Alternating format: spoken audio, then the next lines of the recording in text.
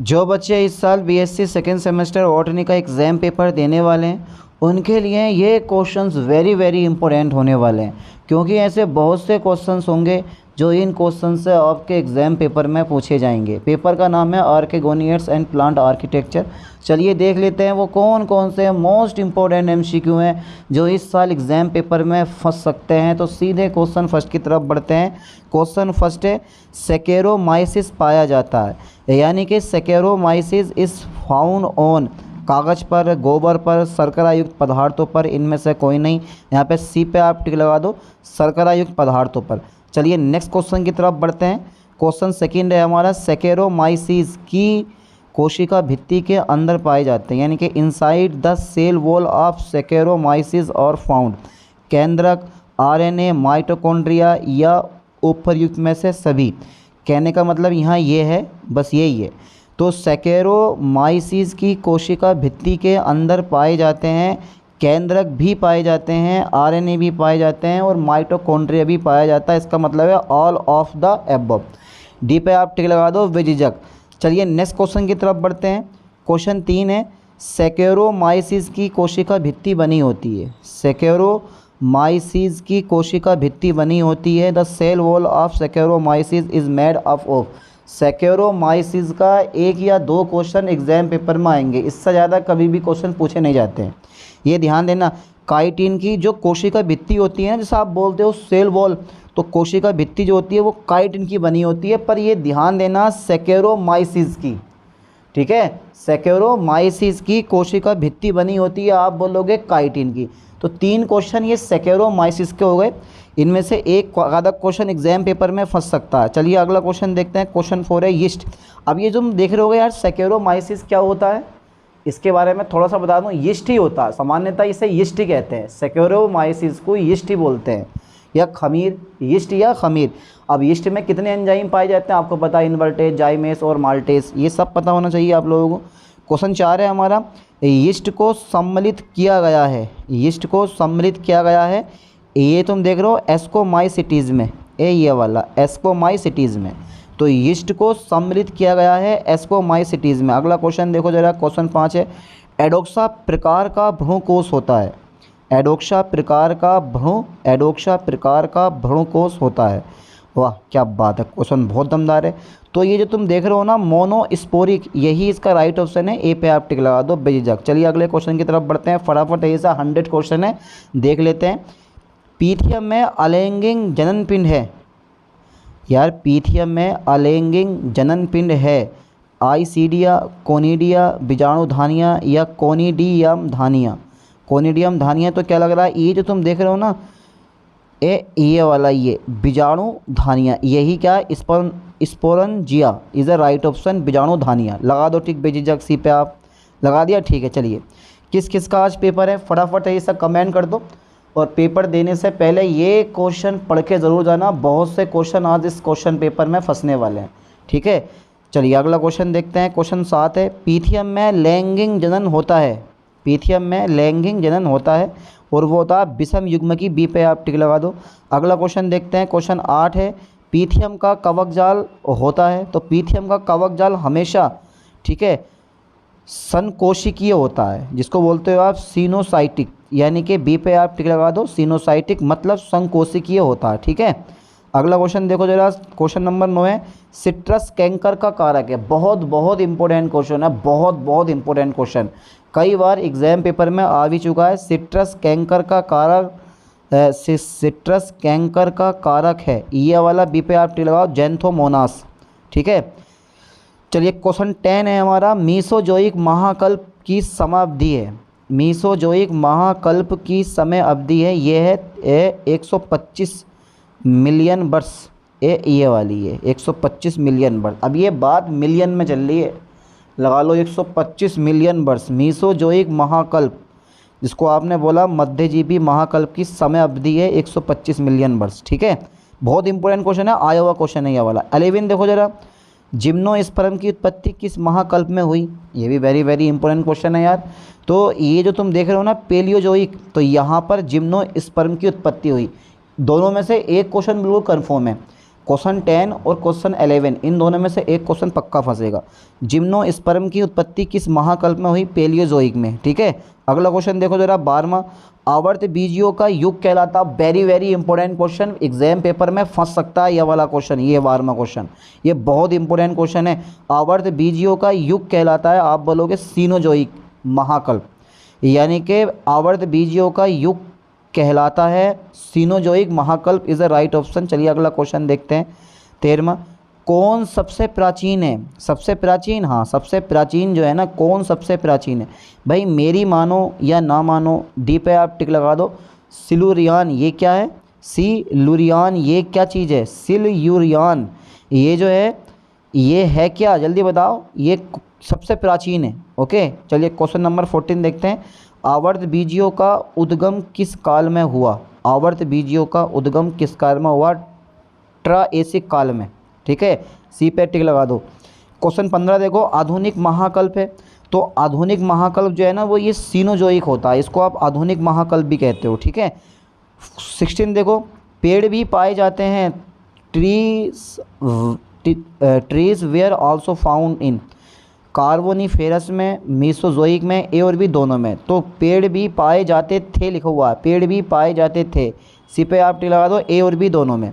अगला क्वेश्चन देखो जरा 17वां, फॉसिल निर्माण की विधियां कहलाती हैं? केवल अणु विस्थापन, केवल इनफिल्ट्रेशन, अणु विस्थापन एवं इनफिल्ट्रेशन दोनों, सी पे आप टिक लगा दो, यही राइट ऑप्शन है। अगला क्वेश्चन देखो जरा 18, कौन सा शैवाल सर्वाधिक विकसित है? कौन सा शैवाल सर्वाधिक विकसित है? Which algae is most advanced? Cyanophyta, rhodophyta, phaeophyta या क्लोरोफाइटा? तो कौन सा शैवाल सर्वाधिक विकसित है? वो ये है, फियोफाइटा इज़ अ राइट ऑप्शन। यार नाम कितने शानदार शानदार हैं इसमें, नाम की तरफ से तो मैं बड़ा खुश रहता हूँ कि सच में यार नाम बहुत दमदार है। फ्लोरोडीन स्टार्च पाया जाता, हाँ स्टार्च पाया जाता है हर पदार्थ में, पर फ्लोरोडीन स्टार्च पाया जाता है रोडोफाइसी में, फियोफाइसी में, वेसिलेरियोफाइसी में या साइनोफाइसी में? तो ए पे टिक लगा दो, रोडोफाइसी में। जिन बच्चों को पीडीएफ फाइल डाउनलोड करनी है, चैनल डिस्क्रिप्शन में टेलीग्राम का लिंक दे रखा है, ओके करके वहाँ से आप फाइल डाउनलोड कर सकते हैं। ओके, पक्का कर लो file download, PDF file download कर लो, क्योंकि यहाँ से आपको पढ़ना है, आंसर देखने हैं और पीडीएफ फाइल से आपको प्रैक्टिस करनी है, तभी पढ़ाई का असली मजा आने वाला है। चलिए अगला क्वेश्चन देखते हैं, क्वेश्चन नंबर है हमारा 30, जीवाश्म कितने प्रकार के होते हैं? आप बोलोगे सर जीवाश्म 6 प्रकार के होते हैं, आप कौन कौन से होते हैं इनके नाम भी आपको याद होने चाहिए। अगला क्वेश्चन देखते हैं 21, पेलियो बोटनी के जनक कौन है? बहुत बहुत इंपॉर्टेंट है, पेलियो बोटनी के जनक जो हैं वो बीरबल साहनी है, ए पे टिक लगा दो। ये क्वेश्चन कई बार मैं पूछ चुका हूँ। क्वेश्चन 22 देखो, जीवन की उत्पत्ति किस महाकल्प में हुई? आप बोलोगे आर्कियोजोइक महाकल्प में हुई, एरा बोलते हैं इसको, era. In which era did life originate, यानी कि जीवन की उत्पत्ति किस महाकल्प में हुई? आर्कियोजोइक में। अगला क्वेश्चन देखो जरा 23, टिटेनस का रोग है जो होता है कपकों द्वारा, जीवाणुओं द्वारा, कीटों द्वारा, विषाणुओं द्वारा? तो ये बैक्टीरिया द्वारा होता है टिटनेस, बी पे आप टिक लगा दो, बैक्टीरिया द्वारा। बथुआ किस कुल का पौधा? बथुआ देखा आप लोगों ने? बथुआ किस कुल का पौधा है? नहीं देखा ना? अरे यार बथुआ तो खाया होगा आप लोगों ने। बथुआ किस कुल का पौधा है? वो होता है चीनोपोडिएसी, सी पे आप टिक लगा दो, चीनोपोडिएसी इज़ द राइट ऑप्शन।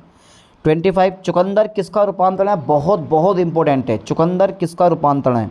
हाँ चुकंदर रूपांतरण होता है पर वो जड़ का रूपांतरण है, ए पे टिक लगा दो, रूट। अगला क्वेश्चन देखो जरा 26, हेट्रोसिस्ट में निम्नलिखित एंजाइम नहीं पाया जाता। हेट्रोसिस्ट में निम्नलिखित एंजाइम नहीं पाया जाता, ये GOGAT ये वाला जो एंजाइम है ये हेट्रोसिस्ट में नहीं पाया जाता। अगला क्वेश्चन देखो 27, क्या बात है सर, थोड़ी सी क्वेश्चन की लेंथ बड़ी कर दी आज। निम्नलिखित में से किस वर्ग को प्रोकैरियोटिक समूह में रखा गया? बहुत बहुत इंपॉर्टेंट है, कई बार एग्जाम पेपर में पूछा गया क्वेश्चन है।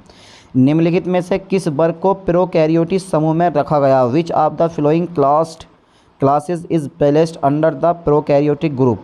तो निम्नलिखित में से किस वर्ग को प्रोकैरियोटिक समूह में रखा गया है? तो ये जो तुम देख रहे हो ना साइनोफाइरेसी यानी कि साइनोफाइसी, इसको रखा गया, ठीक है, सी बी पे आप टिक लगा दो। 28 लाल शैवाल का समूह कहलाता, बहुत बहुत इंपॉर्टेंट है। रोडोफाइसी, एग्जाम पेपर से पढ़ के जाना, कम से कम 30 से 40 क्वेश्चन आज इसी लेक्चर से आपके कवर होने वाले हैं पक्का। लाल शैवाल का समूह कहलाता है, आप बोलोगे सर रोडोफाइसी। ठीक है सर, अगला क्वेश्चन देखते हैं 29। शैवालों कोशिकाओं की भित्ति किसकी बनी होती है? सेल्यूलोज या फिर काइटिन या फिर कोई नहीं या फिर क्यूटिन? सेलुलोज की। शैवालों की कोशिकाओं की भित्ति किसकी बनी होती है, या शैवालों की कोशिका भित्ति किसकी बनी होती है, कुछ इस टाइप से। तो ये अशुद्ध सेंटेंस है, यानी कि अशुद्ध वाक्य यहाँ पर है, इसको आपको शुद्ध करना है। चलिए, सेलुलोज की बनी होती है द राइट ऑप्शन। अगला क्वेश्चन देखते हैं 30। सिट्रस किस कुल से संबंधित है? हाँ यार, सिट्रपुएसी, लिलिएसी या फिर लोमिएसी या रुटेसी। अब मैं सोच रहा हूँ यार, इनके नाम आपको याद करते करते ना, जब आप थ्योरी पढ़ोगे इस चीज़ की तो नाम याद करते करते परेशान हो जाओगे, बहुत बेतुका नाम है भाई। Rutaceae is the right option, D पे आप टिक लगा दो। 31 देखो, एक संघी पुंकेसर किस कुल में पाए जाते हैं? ये पाए जाते हैं मालवेसी। एक संघी पुंकेसर किस कुल में पाए जाते हैं? आप बोलोगे मालवेसी, ठीक है, में पाए जाते हैं ये। अगला क्वेश्चन देखो जरा 32। कपास किस पौधे से प्राप्त होता है? आप बोलोगे गोसिपियम। कपास जो है गोसिपियम पौधे से प्राप्त होता है। 33। सिलिक ववा या सिलिकुला फल पाया जाता है। यार ये ना भाई, मैंने तो पहली बार ये फल सुनना हो यार, ऐसे ऐसे फल है ना भाई, सिलिकुला फल पाया जाता है। आप बोलोगे ये ब्रेसिकेसी में सिलिकुला फल पाया जाता है।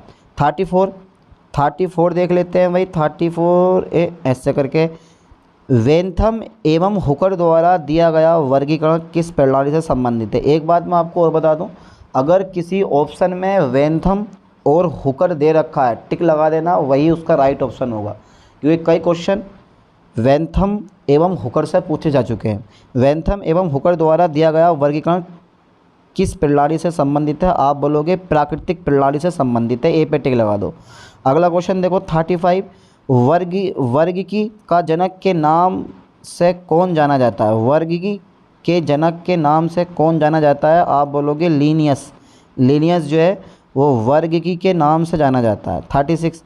The families of flowering plants नामक पुस्तक किस वैज्ञानिक ने लिखी है? The families of flowering plants नामक पुस्तक किस वैज्ञानिक ने लिखी है? Which scientist road the book the families of flowering plants? तो वेंथम एवं हुकर, वेस्से, एंगलर या फिर हचिंसन, डी पे आप टिक लगा दो, the right option. Okay. 37। Taxonomy शब्द का सर्वप्रथम प्रयोग किसने किया? ये भी बहुत दमदार, इंपॉर्टेंट और टिकाऊ क्वेश्चन है यार। टैक्सोनॉमी पर ये सेमेस्टर 4 में बड़े प्यार के साथ में पढ़ते हैं, टैक्सोनॉमी क्या होती है। तो टैक्सोनॉमी शब्द का सर्वप्रथम प्रयोग किसने किया? तो वो किया था डी कंडोली ने, बी पे आप टिक लगा दो, D Kandoli is the right option. 38 देखते हैं, वेंथम एवं हुकर ने अपने वर्गीकरण में पौधों को कितने कुलों में विभाजित किया? 202 कुलों में विभाजित किया। ठीक है, ऐसे ऐसे क्वेश्चन आते हैं देखो एग्जाम पेपर में। 39 बहुत इंपॉर्टेंट क्वेश्चन है ये, मूली वाला। मूली आप सब लोगों ने खाई होगी। मूली में खाने योग्य भाग होता है टैप रूट, ए पे टिक लगा दो, आगे पढ़ो मत। जब हमें राइट ऑप्शन मिल रहा है और हमें पता भी है कि इसका ये राइट ऑप्शन है, तो इस पे टिक लगा दो। मुसला जाना, पढ़ के जाना, एग्जाम पेपर देने से पहले पढ़ के जाना। कुछ नहीं, 30-35 मिनट का लेक्चर है, कुछ नहीं हो रहा। अगर 30-35 मिनट का लेक्चर आपने देख लिया और 30 से 40 क्वेश्चन आपके पढ़े हुए आ गए, तो ये मान के चलो बहुत अच्छी बात है। अगला क्वेश्चन देखते हैं जरा, नेक्स्ट क्वेश्चन देखते हैं। मुसला जड़ जो होती है ना, वो खाने योग्य भाग होता है मूली का। 40 देखो, एक कोष्ठकीय वृत्ताकार पराग कोष पाए जाते हैं, वो पाए जाते हैं मालवेशी में। ठीक है, मालवेशी से भी यार कई क्वेश्चन आए हुए हैं, पर पेपर में बहुत कम पूछे गए हैं। एक आधा की क्वेश्चन मालवेशी का आया हुआ, वरना नहीं आया हुआ। अगला क्वेश्चन देखते हैं 41। भारत में किस रेशे वाली फसल को अधिक क्षेत्रों में उगाया जाता है? कपास को अधिक क्षेत्रों पर उगाया जाता है। यहाँ पे बी पे आप टिक लगा दो, कपास। भारत में किस रेशे वाली फसल को अधिक क्षेत्रों में उगाया जाता है? आप बोलोगे सर कपास को। अच्छा 42 देखो, नर व मादा पुष्प अलग अलग होते हैं परंतु एक ही पौधे पर पाए जाते हैं।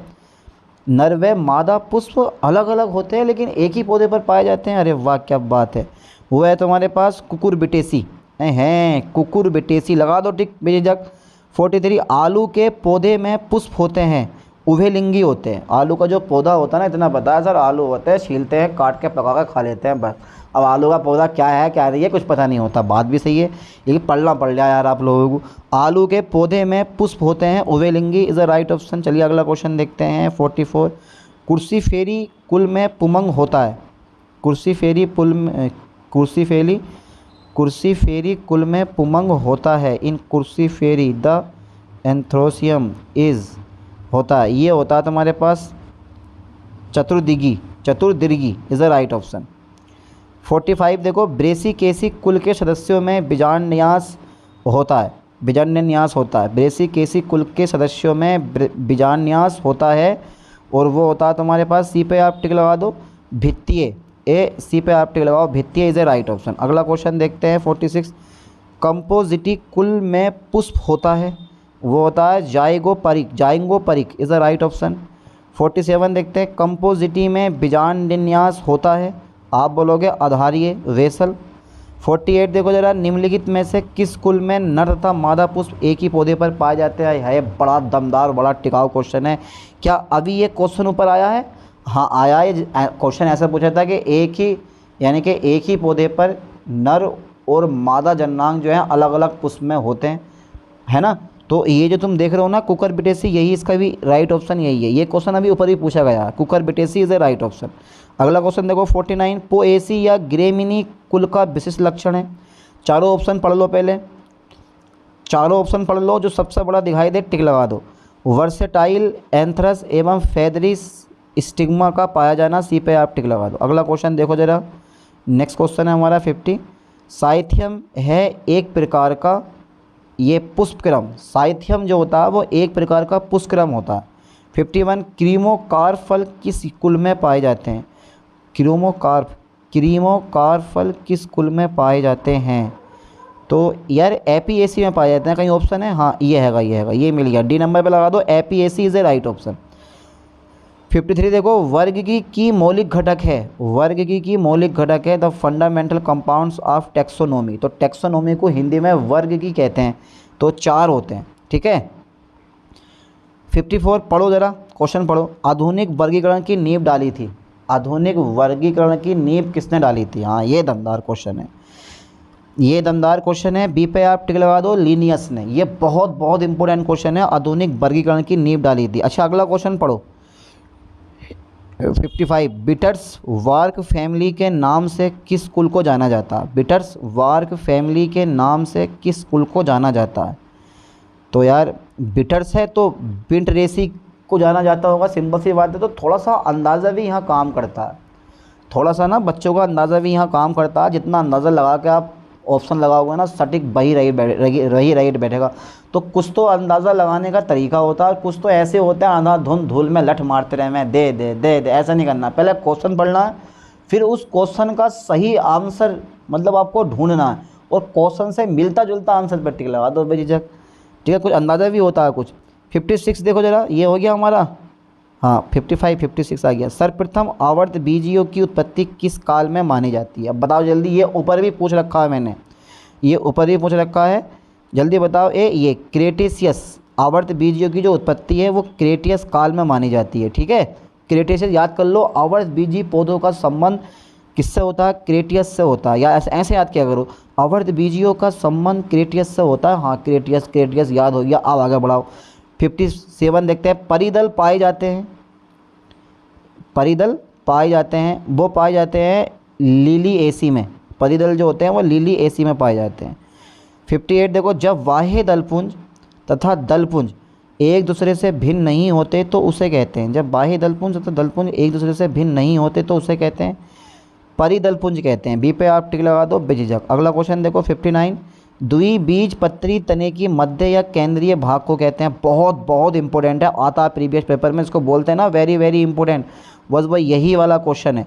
ए पे टिक लगा दो, पिथ, यानी कि द्विबीजपत्री तने की मध्य या केंद्रीय भाग को कहते हैं पिथ इज़ ए राइट ऑप्शन। अगला क्वेश्चन देखो 60।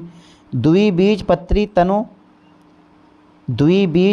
तनों में संवहन बंडल व्यवस्थित होते हैं, घेरे में होते हैं। बी पे आप टिक लगा दो, घेरे में इज़ अ राइट ऑप्शन। अगला क्वेश्चन देखो जरा 61। विलगन की क्रिया में पौधे से गिरते हैं। विलगन की क्रिया में पौधे से गिरते हैं, पत्तियां भी गिरती हैं, पुष्प भी गिरते हैं, फल भी गिरते हैं, तो क्या पेड़ बिल्कुल गंजा हो जाता है? अरे यार, डी पे आप टिक लगा दो, all of this is the right option. 62 देखते हैं, पौधों में खाद्य पदार्थों का रूपांतरण होता है। पौधों में खाद्य पदार्थों का रूपांतरण होता है, भाई सभी दिशाओं से तो होगा। पौधों में खाद्य पदार्थों का रूपांतरण सभी दिशाओं से होता है। यहाँ डी पे आप टिक लगा दो, इन ऑल डायरेक्शंस। ओके, 63 देखो, किसी तने या जड़ की मोटाई में वृद्धि के लिए जिम्मेदार ऊतक है। The tissue responsible for the increase in thickness growth होना चाहिए था ऑफ ए स्टेम और रूट इज जाइलम, फिलोएम, वलकुट। कौन सा लग रहा है भाई आप लोगों को? तो यहाँ पर आप वलकुट पे टिक नहीं लगाना है, एथा पे टिक लगा दो, एथा is the right option. Okay, 64 देखो, किसी वृक्ष की आयु की गणना करते हैं। पत्तियाँ गिनकर मर जाओगे, पत्ते गिनते गिनते भाई साहब, शाखाएँ गिनकर ये भी मर जाओगे, वार्षिक बले गिनकर सी पे आप टिक लगा दो, यही राइट ऑप्शन है। यार क्या क्या तरीके अपना रखे हैं साइंटिस्ट लोगों ने भाई। द्विभाजी शाखन पाया जाता है, वो पाया जाता है क्रिप्टोगैम्स में, एक क्रिप्टोगैम्स होता है ना, उसमें पाया जाता है। 66 देखते हैं, त्रिभाजी शाखन पाया जाता है, आप बोलोगे क्रोटन में। तो ध्यान देना, द्विभाजी शाखन जो पाया जाता है वो क्रिप्टोगैम्स में पाया जाता है, और जो त्रिभाजी शाखन पाया जाता है वो क्रोटन में पाया जाता है। यहाँ बी पे आप टिक लगा दो, ठीक है। अगला क्वेश्चन देखो 65, हिस्टोजन मत प्रस्तुत किया था। अब इन्हें रट भी नहीं सकते, ये एमसीक्यू है, एमसीक्यू तो आप याद भी नहीं कर सकते, रट भी नहीं सकते, बस आप एक बार देख लो, प्रैक्टिस कर लो, दिमाग में फंसा लो कि यार इस क्वेश्चन का ऑप्शन ये वाला होना चाहिए, और वही क्वेश्चन अगर एग्जाम पेपर में आ गया ठोकिए बिल्कुल राइट ऑप्शन। तो यहाँ पर आप ए पे टिक लगा दो, हैंस्टीन ने 1868 में। चलिए अगला क्वेश्चन देखते हैं 66, मूल टोपी का निर्माण किसके द्वारा किया जाता है? मूल टोपी का निर्माण वो कैलिप्टो यानी कि कैलिप्ट्रोजन द्वारा किया जाता है। 67 देखो, किसके शीर्ष पर क्विसेंट केंद्रक स्थित होता है? बहुत बहुत इंपॉर्टेंट क्वेश्चन है, यह वाला क्वेश्चन बहुत बहुत इंपॉर्टेंट है, किसके शीर्ष पर क्विसेंट केंद्रक स्थित होता है? तो ये जो जड़ देख रहे हो ना, जड़ रूट, इस पर जो होता है वो क्विसेंट केंद्रक उपस्थित होता है, ठीक है। अगला क्वेश्चन देखो 68, एपिकल मेरिस्टेम पाई जाती है। एपिकल मेरिस्टेम पाई जाती है जड़ के सिरे एवं तने के अग्रस्त पर, ठीक है, सी बिंदु पर पाई जाती है, यानी कि सी पे लगा दो टिक। 69 देखो, टेरिडोफाइटस में लीफ ट्रेजेस तथा लीफ गैप्स की संख्या होती है, एक होती है, ए 1 पे टिक लगाओ। 70 देखो, किस विभाज्यों तक ऊतक के विभाजन से तने की मोटाई बढ़ती है? वो बढ़ती है पार्श्व विभोज्य तक, सी द्वारा, सी पे आप टिक लगा दो। 71, स्थिति के आधार पर विभोज्य तक ऊतक को कितने भागों में बांटा गया है? आप बोलोगे 3 भागों में बांटा गया है, ठीक है। 72, निम्न में कौन सा फल जलोद्धित है? वो है तुम्हारे पास hydrilla, is the right option. 73, निम्न में कौन सा लवणोद्भिद है? Which of the following is a halophyte? वो है तुम्हारे पास राइजोफोरा, यानी कि आप यहाँ पे ए पे टिक लगा दो, Rhizophora is the right option. 74, कारा की अंडधानी भी कहते हैं, कारा की अंडधानी भी कहते हैं, आप बोलते हो न्यूक्यूल को, न्यूक्यूल को कारा की अंडधानी भी कहते हो। 75, अधिक जल का अवशोषण किस विधि द्वारा होता है? अरे यार तुम्हें नहीं करना अवशोषण, ना मिट्टी को अवशोषण करना, पेड़ पौधों की बात चल रही है यहाँ। अधिक जल का अवशोषण किस विधि द्वारा होता है? आप बोलोगे निष्क्रिय अवशोषण, पैसिव एब्जॉर्प्शन। वृक्ष की आयु ज्ञात की जाती है, अभी एक क्वेश्चन ऊपर आया था, वार्षिक बलों की संख्या से। तो ऐसी तो बोल रहा हूँ मैं, अगर पढ़ा हुआ क्वेश्चन आपके एग्जाम पेपर में आ गया आप तुरंत अंदाज़ा लगा लो, क्योंकि हर इसका राइट ऑप्शन ये वाला है, और ये बहुत बहुत इंपॉर्टेंट क्वेश्चन भी है। 78 देखो, परिचर्म होते हैं, तो परिचर्म जो होते हैं ना, परिचर्म होते हैं, अब परिचर्म क्या होते हैं भाई? हैं, परिचर्म होते हैं, यहाँ पे सी पे आप टिक लगाओ, काग, कागजन एवं काग स्तर, सी पे आप टिक लगा दो। अगला क्वेश्चन देखो 79, बहुत बहुत इंपॉर्टेंट क्वेश्चन है, जाइलोटोमिक अध्ययन है, ये बहुत इंपॉर्टेंट है, कास्ट की संरचना का। जाइलोटोमी जो अध्ययन होता है ना, वो कास्ट की संरचना का होता है, ठीक है, ये याद कर लो ठीक से, वेरी वेरी इंपॉर्टेंट। 80 देखो, किसी वृक्ष को सबसे अधिक हानि होती है जब उसकी छाल नष्ट हो जाती है, सबसे ज़्यादा हानि जो होती है ना, जब उसकी छाल नष्ट हो जाती है ना, तो इसकी छाल के नष्ट हो जाने से सबसे ज़्यादा हानि होती है। पेड़ मर भी सकता है, मरने का मतलब पेड़ सूख भी सकता है, ठीक है, क्योंकि छाल बनाने में बहुत समय लगता है। अब मान लो आपके अगर पूरी खाल निकाल दी जाए तो आपके साथ क्या होगा? बस वही पेड़ के साथ होगा। 81 एक बीज पत्री तने में संवहन मंडल की विशेषता है, वो होती है ए पे टिक लगाओ, संयुक्त वाह्य फिलोएमी वंद एवं दृढ़ ऊतक कोशिकाओं से घिरा हुआ। अगला क्वेश्चन देखो जरा, 82 वाई के आकार का दारू पाया जाता, वाई के आकार का जाइलम पाया जाता। आप बोलोगे एक बीज पत्री तने में वाई के आकार का जाइलम पाया जाता। 83 नेविक्यूला में ऑक्सोफोर का निर्माण होता है, संयुग्मन द्वारा होता, बात बिल्कुल सही है। 84 देखते हैं, कारा की अधिकांश जातियाँ होती हैं। आप बोलोगे समथैलिक, कारा की अधिकांश जातियाँ समथैलिक होती हैं, बात बिल्कुल सही है। पर कारा से कोई क्वेश्चन अभी तक एग्जाम पेपर में मैंने देखा नहीं है। बहुत सारे प्रीवियस ईयर क्वेश्चन पेपर मैंने आपको करवा रखे हैं, लेकिन कारा का कोई भी क्वेश्चन आया हुआ नहीं है। अब ये ज़रूरी नहीं कि नहीं आया है तो इस साल भी एग्जाम पेपर में नहीं आएगा, आ भी सकता, बहुत बहुत इंपॉर्टेंट है यार। 85 अन्नधानी में केवल एक अन्न किस में होता, बहुत बहुत इंपॉर्टेंट क्वेश्चन है, ओडोगोनियम में होता। ओडोगोनियम में भी कोई क्वेश्चन नहीं आया। 86 देखते हैं, ओडोगोनियम में क्लोरोप्लास्ट होता है। आप बोलोगे यार ओडोगोनियम में क्लोरोप्लास्ट जो होता है ना वो रेटिकुलेट होता है, सी पे आप टिक लगा दो, कैसा होता है, रेटिकुलेट होता है। ओके, अच्छा नेक्स्ट क्वेश्चन देखते हैं 87, निम्न में कौन से पौधे पत्तियों द्वारा खाद्य पदार्थों का संचय करते हैं, विच of the flowing plants store food material in their leaves. आप बोलोगे प्याज, ओनियन, प्याज तो खाते हो आप लोग, हाँ बहुत से लोग नहीं खाते हैं, कोई दिक्कत नहीं है भाई, खाओ वो आपकी मर्ज़ी है, ना खाओ वो आपकी मर्ज़ी है। जड़ों द्वारा जल का अधिकतर अवशोषण होता है, यानी कि जड़ों द्वारा जल का अधिकतम अवशोषण होता है, वो होता है मूलरोम क्षेत्र में। ठीक है, चलिए और देख लेते हैं 10-12 क्वेश्चन। 89 देखो, निम्न में से टाइलोसिस पाए जाते हैं। भाई बहुत बहुत इंपॉर्टेंट है, टाइलोसिस का एक या दो क्वेश्चन फंस जाते हैं पेपर में। देखो यहाँ भी टाइलोसिस से क्वेश्चन आ ही गया है, बी पे आप टिक लगा दो, द्वितीयक जाइलम में। ठीक है, अगला क्वेश्चन देखते हैं 90, काग पाया जाता है। काग जो होता है, काग एधा के बाहर की ओर पाया जाता है। ठीक है, चलिए 91, बीजाणुओं के अंकुरण से विकसित होता, बहुत बहुत इंपॉर्टेंट है, बीजाणुओं के अंकुरण से विकसित होता है। आप बोलोगे युग्मोद्भिद यानी कि गैमेटोफाइट, ये बीजाणुओं के अंकुरण से विकसित होता है। याद कर लो, रट लो, ये क्वेश्चन एग्जाम पेपर में आएगा इस साल पक्का, ये बहुत बहुत इंपॉर्टेंट है। लग तो ऐसे रहा देखने में, पर है बहुत इंपॉर्टेंट। चलिए नेक्स्ट क्वेश्चन की तरफ बढ़ते हैं 92, युग्मकों के निर्माण के समय अर्धसूत्री विभाजन होता है। युग्मकों के निर्माण के समय अर्धसूत्री विभाजन होता है। आप बोलोगे अधिकांश जंतुओं में, देख रहे हो मोस्ट एनिमल्स में, बी पे आप टिक लगा दो। अगला क्वेश्चन देखते हैं 93, पॉलीसाइफोनिया का सिस्टोकार्प होता है, बहुत बहुत इंपॉर्टेंट है, बहुत बहुत इंपॉर्टेंट है। पॉलीसाइफोनिया का सिस्टोकार्प होता है 2n, यानी कि डिप्लॉइड होता है, द्विगुणित होता है, डिप्लॉइड बोलते हैं इसको, 2n पे टिक लगा दो। चलिए 94, पॉलीसाइफोनिया में कार्पो बीजाणु होते हैं। देखो बेटा, इसमें पॉलीसाइफोनिया का सिस्टोकार्प होता है 2n, और पॉलीसाइफोनिया में कार्पो बीजाणु होते हैं, यहाँ भी 2n, इसमें भी सी पे आप टिक लगा दो 2n। एक दो क्वेश्चन ऐसे घुमा के ज़रूर पूछेगा ताकि आपका दिमाग जो है थोड़ा विचलित हो जाए। 95 देखो, हेट्रोस्टाइलिक किस पौधे में पाई जाती है, और आपको पता है कि हेट्रोस्टाइली जो होता है वो प्रीम रोज़ पौधे में पाई जाती है, प्रीम रोज़ पौधे में पाई जाती है, प्रीम रोज़, अच्छा प्रेम रोग बोल देता सीधे सीधे। 96, आवर्तबीजी पौधों में मादा युग्मोद्भिद होता है, वो होता है भ्रूणकोश में। ये भी बहुत बहुत इंपॉर्टेंट है, ऐसे ऐसे क्वेश्चन पूछता है एग्जाम पेपर में, घुमा फिरा के जो आपने पढ़े ना हो। आवर्तबीजी पौधों में मादा युग्मोद्भिद होता है भ्रूणकोश में, कोश में मैंने एक भ्रूणकोश में, एम्ब्रियो शेक में। 97, चमगादड़ रात्रिचर जंतु है, ये पुष्प को ढूंढ पाता है गंध से, बी पे आप टिक लगा दो, गंध के कारण। ठीक है, 98, ब्रायोफाइटस को कितने वर्गों में विभाजित किया जाता है, वो मैंने बता दिया। ब्रायोफाइटस के बहुत सारे क्वेश्चन आपके एग्जाम पेपर में रखे हुए मिलेंगे। ब्रायोफाइटस को कितने वर्गों में विभाजित किया जाता है, आप बोलोगे 3 वर्गों में विभाजित किया जाता है, ए पे टिक लगा दो। 99 देखते हैं, निम्न में कौन पादप उभयचर कहलाते हैं, ब्रायोफाइटस उभयचर कहलाते हैं, बी पे आप टिक लगाओ बेझिझक।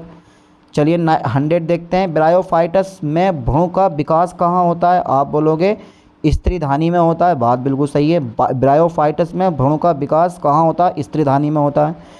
101 देखते हैं, ब्रायोफाइटस की स्त्रीधानी की ग्रीवा में कोशिकाओं की कितनी पंक्तियाँ होती हैं। क्वेश्चन एक बार पढ़ो आराम से, क्वेश्चन की लेंथ थोड़ी ज़्यादा है।